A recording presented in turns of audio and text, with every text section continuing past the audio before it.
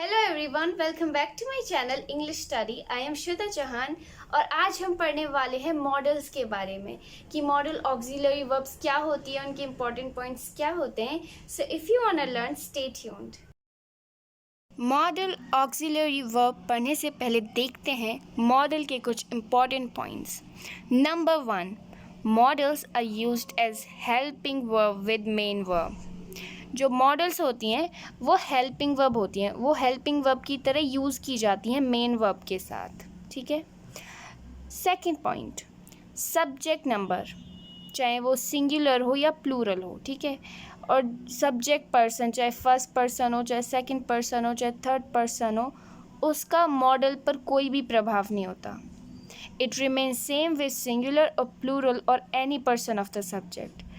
जो modal verb होती हैं वो सिंगुलर के साथ, प्लूरल के साथ, फर्स्ट पर्सन है, सेकंड पर्सन है, थर्ड पर्सन है, सबके साथ सेम ही रहती हैं।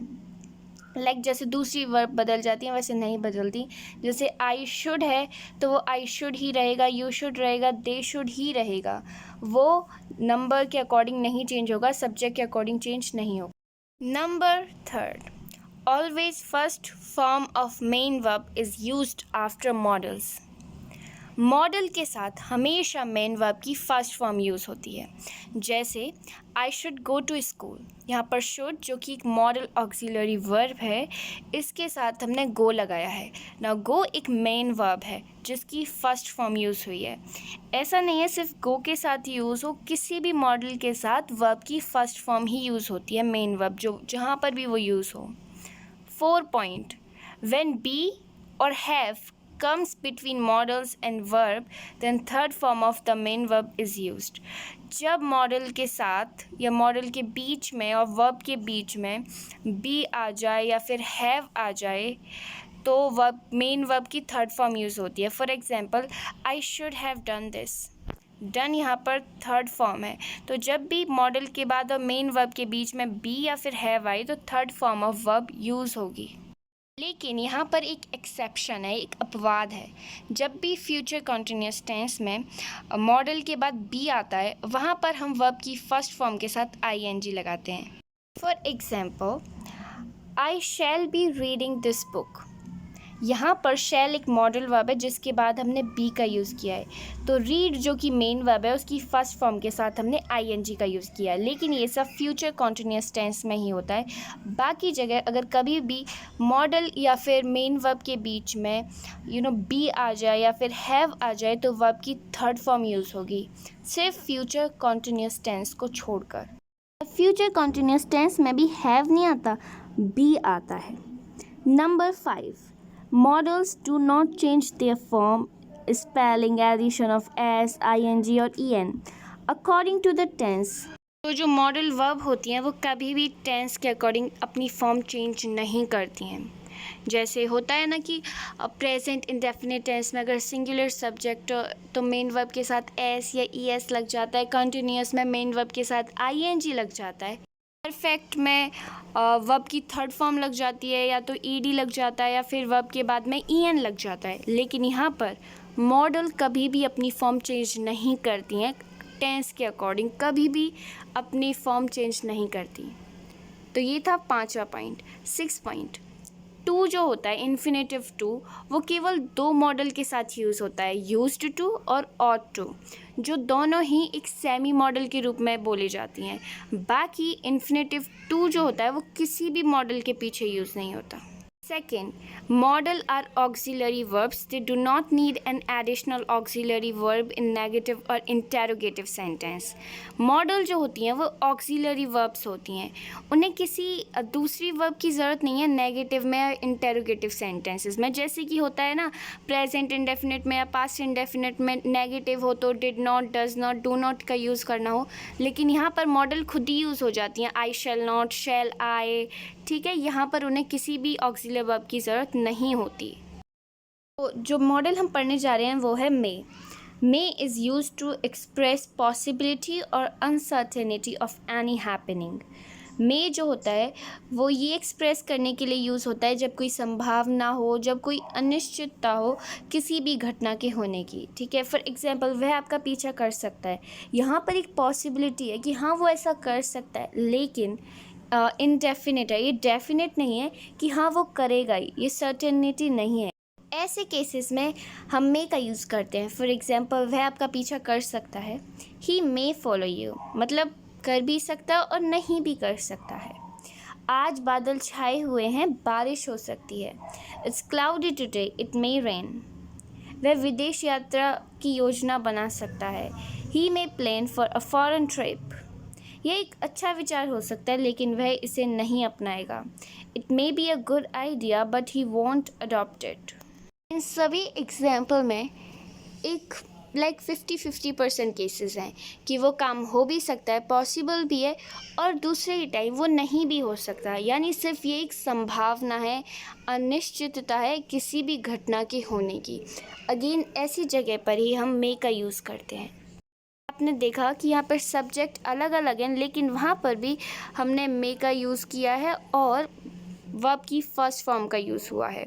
ही may follow you, it may rain, he may plan, it may be a good idea. यहाँ पर सब में वर्ब की फर्स्ट फॉर्म का यूज़ हुआ है। अब second time, may is use to seek और give permission and for polite informal request. तो मे का यूज़ जो होता है वो कभी कभी परमिशन लेने या देने के लिए भी यूज़ किया जाता है। कभी कभी रिक्वेस्ट लाइक पोलाइट और इनफॉर्मल रिक्वेस्ट के लिए हम मे का यूज़ करते हैं। जब हम मे का यूज़ करते हैं तो आप ये आशा करते हैं कि आपकी जो रिक्वेस्ट है, आपकी जो परमिशन है, वो 50-60% हाँ में होगी। ये आप आशा करते हैं, 50-60% आपको परमिशन मिल जाएगी, आपकी रिक्वेस्ट एक्सेप्ट हो जाएगी। फॉर एग्ज़ाम्पल, क्या मैं तुम्हें वहाँ खड़े होने की बोल सकता हूँ? मैं ask you to stand there. अवकाश के बाद छात्राएं कंप्यूटर लैब जा सकती हैं। Girls may go to computer lab after recess.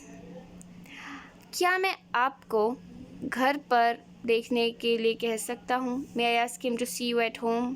Okay, तो ऐसी जगह हम मे का यूज़ करते हैं जहाँ पर परमिशन लेनी हो, देनी हो, रिक्वेस्ट करनी हो और आपको पता है कि हाँ वो 50-60% जो आपको परमिशन मिल सकती है, आपकी रिक्वेस्ट एक्सेप्ट हो सकती है, ठीक है। तो वहाँ पर हम मे का यूज़ करते हैं जब चांसेस ज़्यादा हों। For use of may is used to give blessings or good wishes or to express desire। ठीक है, तो जो मे होता है उसका यूज़ आशीर्वाद देने के लिए भी किया जाता है या फिर अच्छी कामनाएं करने के लिए भी किया जाता है, अपनी इच्छा जताने के लिए भी किया जाता है। जैसे हमने काफ़ी लोगों को सुना होगा, मे गॉड ब्लेस यू। तो ये जब भी हम यूज़ करते हैं या जब भी किसी को कहते हुए सुनते हैं तो हमें अच्छे से पता होता है कि वो किसी को ब्लेसिंग दे रहे हैं, किसी के लिए गुड विशेस या फिर अपनी एक्सप्रेस कर रहे हैं डिज़ायर्स को, ठीक है। तो वहाँ पर हम मे का यूज़ करते हैं। फॉर एग्जांपल, भगवान उसे इस मुश्किल समय के दौरान शक्ति दे। May God give him strength during this difficult time. भगवान बुरे शैतानों से आपकी रक्षा करे। May God protect you from bad devils. अपने जीवन में सफल हों। May you succeed in your life. ठीक है, तो हम मे का यूज़ ब्लेसिंग्स के लिए, गुड विशेस के लिए और डिज़ायर एक्सप्रेस करने के लिए भी करते हैं, ठीक है। अब आगे देखते हैं और किस किस तरीके से हम यूज़ करेंगे। May is also use to express purpose, reason and information. May का यूज़ कभी कभी किसी उद्देश्य के लिए भी किया जाता है, कोई रीज़न, कोई कारण, कोई जानकारी के लिए भी हम मे का यूज़ करते हैं। फॉर एग्जाम्पल, वह उसकी परवाह करता है ताकि उसे जीवन में कष्ट ना हो। He cares for her so that she may not suffer in life. तो ये उसकी परवाह करता है, क्यों करता है? क्योंकि उसके पीछे एक उद्देश्य है, जीवन में कष्ट ना हो। और आपने देखा कि she may not suffer in life, यहाँ पर हमने नॉट का यूज़ किया, लेकिन हमने किसी भी ऑक्सिलरी वर्ब का यूज़ नहीं किया। Like she don't may suffer in life, she did not suffer in life. May खुद ही यूज़ हो गया है, ये ऑक्सिलरी वर्ब है क्योंकि मॉडल। वह कड़ी मेहनत से पढ़ाई करता है ताकि उसे अच्छे अंक मिलें।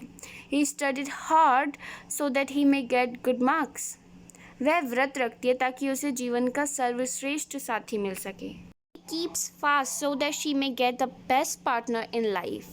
तो ठीक है, ये तीनों एग्जाम्पल में हमें अच्छी तरह से पता चल रहा है, अच्छी तरह से जाहिर हो रहा है कि ये काम किया जा रहा है क्योंकि एक रीज़न है, एक पर्पज़ है, ताकि वो उन्हें मिल सके। वह उसकी परवाह करता है ताकि, मतलब कोई इसमें रीज़न है, कोई पर्पज़ है ऐसा करने के पीछे, उस वहाँ पर हम मे का यूज़ करते हैं। के बाद देखते हैं माइट को। माइट एक मॉडल वर्ब है और साथ ही मे का पास्ट फॉर्म भी है। Well, may is used to express possibility or uncertainty of any happening. Might is also used to express possibility or uncertainty where possibility is very less. जैसे कि हमने पढ़ा कि अगर हमें कभी संभावना को व्यक्त करना हो, किसी घटना की अनिश्चितता को व्यक्त करना हो, इंडेफिनिटी, अनसर्टेनिटी को व्यक्त करना हो, वहाँ पर हम मे का यूज़ करते हैं। लेकिन माइट का यूज़ भी पॉसिबिलिटी या फिर इंडेफिनिटी, अनसर्टेनिटी के लिए भी किया जाता है। लेकिन मे का यूज़ तब हम करते हैं जब जो चांसेस हों, जो पॉसिबिलिटी बहुत ज़्यादा हो। लेकिन माइट का यूज़ वहाँ होता है जहाँ पे पॉसिबिलिटी, चांसेस बहुत कम हो, लाइक 10 to 20%। वहाँ पर हम माइट का यूज़ करते हैं। फॉर एग्ज़ाम्पल, चुनाव से पहले यह उनका आखिरी भाषण हो सकता है।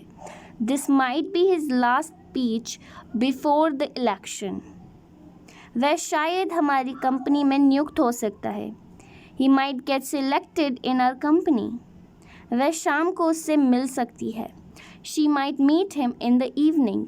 ठीक है, यहाँ पर जब भी हम might का यूज़ करते हैं तो हम बहुत ही अच्छे से पता चल जाता है, जाहिर हो जाता है कि यहाँ पर उसकी पॉसिबिलिटी मे के मुकाबले बहुत ज़्यादा कम है। अगर हम कहें she may meet him in the evening, तो चांसेस और पॉसिबिलिटी दोनों ही ज़्यादा हैं might के मुकाबले। देखते हैं आगे। Might is also used to make request. It expresses more politeness and shows hesitation or less confidence of the speaker. It also hints that the request may not be accepted. Might का प्रयोग भी निवेदन करने के लिए किया जाता है, जैसे कि हम may का यूज़ करते हैं, लेकिन ये ज़्यादा शिष्टता व्यक्त करता है, ये ज़्यादा गुड मैनर्स व्यक्त करता है और जो बोल रहा है, ठीक है, स्पीकर, उसकी हेजिटेशन को, उसके लैक ऑफ कॉन्फिडेंस को व्यक्त करता है कि उसमें आत्मविश्वास की कमी है। ये निवेदन के स्वीकार ना होने की संभावना को भी इंगित कराता है। जैसे कि मैंने बताया कि माइट का यूज़ रिक्वेस्ट एक्सेप्ट नहीं हो, इसकी संभावना ज़्यादा बताता है मे के अकॉर्डिंग। लाइक इसकी जो संभावना होती हैं वो 10 to 20% ही होती हैं। बहुत कम संभावनाओं में माइट का यूज़ करते हैं, जहाँ पर मे का यूज़ हाई चांसेस में, हाई पॉसिबिलिटी में यूज़ करते हैं। वहीं माइट का यूज़ निवेदन या रिक्वेस्ट या परमिशन ना स्वीकार हो, ऐसी संभावना होती हैं। फॉर एग्जाम्पल, क्या आप आज सड़क के किनारे झाड़ू लगा सकते हैं? Might you sweep the road side today? क्या आज आप बर्तन साफ कर सकते हैं? Might you clean the utensils today? हम 10 दिनों के लिए आपके खाली फ्लैट का उपयोग कर सकते हैं? Might we use your vacant flat for 10 days? जब भी माइट का यूज़ होना हो, जैसे परमिशन के लिए, इन सब के लिए, तो जाहिर सी बात है कि एक इंटेरोगेटिव सेंटेंस में यूज़ होता है और यहाँ पर संभावनाएं बहुत ज़्यादा कम है। जैसे क्या आप झाड़ू लगा सकते हैं, यहाँ पर संभावना बहुत कम है दैट कि जो रिक्वेस्ट आपने की है वो मतलब रिफ्यूज़ हो जाएगी, वो ऐसा नहीं होगा, संभावना बहुत कम है।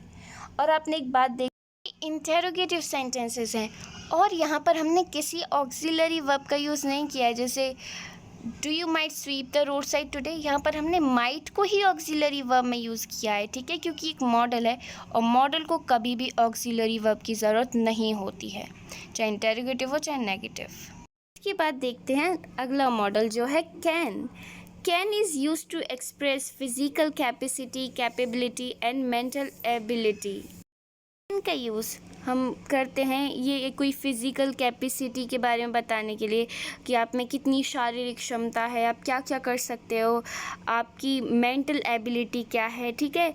फॉर एग्जांपल, वह लगातार 6 घंटे के लिए अध्ययन कर सकती है। She can study for 6 hours at a stretch. यहाँ पर एक कैपेबिलिटी जताई जा रही है कि हाँ उसमें ये कैपेसिटी है, वो ऐसा कर सकती है। नेक्स्ट, वह 10 विभिन्न भाषाएं बोल सकती है। She can speak 10 different languages. मैं बिना चश्मे के अखबार नहीं पढ़ सकता हूँ। ये आपकी फ़िज़िकल कैपेसिटी है कि आप बिना चश्मे के अखबार नहीं पढ़ सकते हैं। क्या आप मुझे 1000 रुपये उधार दे सकते हैं? Can you lend me 1000 rupees? इस तरह से हम कैन का यूज़ फिज़िकल कैपेसिटी, कैपेबिलिटी और एबिलिटी को दर्शाने के लिए करते हैं। Can is also use to seek और give permission and express possibility. Can का यूज़ भी हम किसी से परमिशन लेने या देने के लिए या फिर कोई संभावना व्यक्त करने के लिए यूज़ करते हैं। जैसे क्या मैं अपनी कार यहाँ पार्क कर सकता हूँ, ये आप किसी से परमिशन ले रहे हैं। Can I park my car here? वह किसी भी क्षण आ सकते हैं।